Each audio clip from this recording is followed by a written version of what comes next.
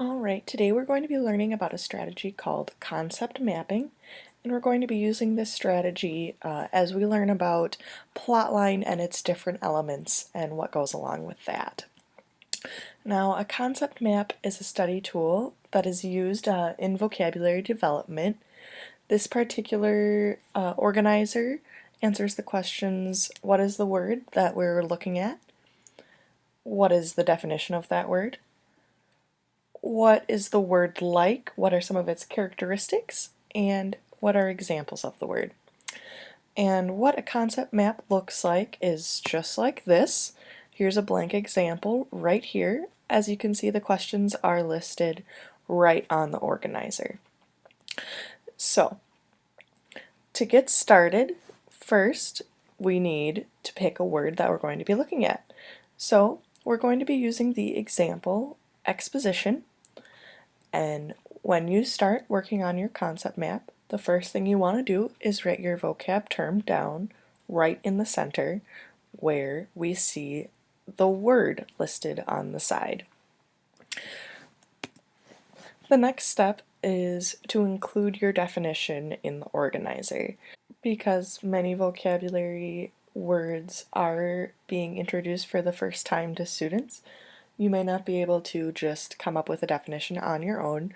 So at this time you may have to think about context clues, grab a dictionary. You can go online. There's dictionaries online as well that you can use to look up the meaning of the word. But make sure that you look at a variety of places so you have a very good understanding of what it means, and then interpret it into your own words and add it right above where we originally put the word in the box with the question, what is it? From there, we can start to think about the characteristics of the word. Based on the definition, think of other words that can be used to describe the vocabulary term.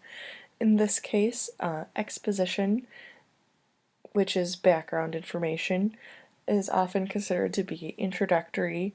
It often appears early on in a story, and it's usually very basic information. So I went ahead and listed those characteristics on the side under the question, what is it like? The final step of the concept map is to list examples of the word. Now in this case, examples of exposition could be things like setting, character traits, anything we learn prior to the action of the story actually beginning. Now this can be time and place, those sorts of things. So at the bottom beneath the word is where you would list examples. Here I've listed setting and character traits, and you've noticed that I did leave one box blank. And we'll talk about that in just a second. So here is our completed example of a concept map. In the middle we started with our word, which was exposition. From there we developed a definition that we could include above it. The definition I chose was background info pertaining to character, setting, conflict, etc. in a story before the main action occurs. From there, we listed characteristics and described what the word is like. We chose the words introductory, early, and basic. And finally, we listed examples of the words. And as I mentioned before, I did leave one of the places blank. I just did that as a cue to you, just so you know that this is a process. We can continue to add to our concept maps as our knowledge of a word grows. So, one of the words that we're learning about plotline is done for you here.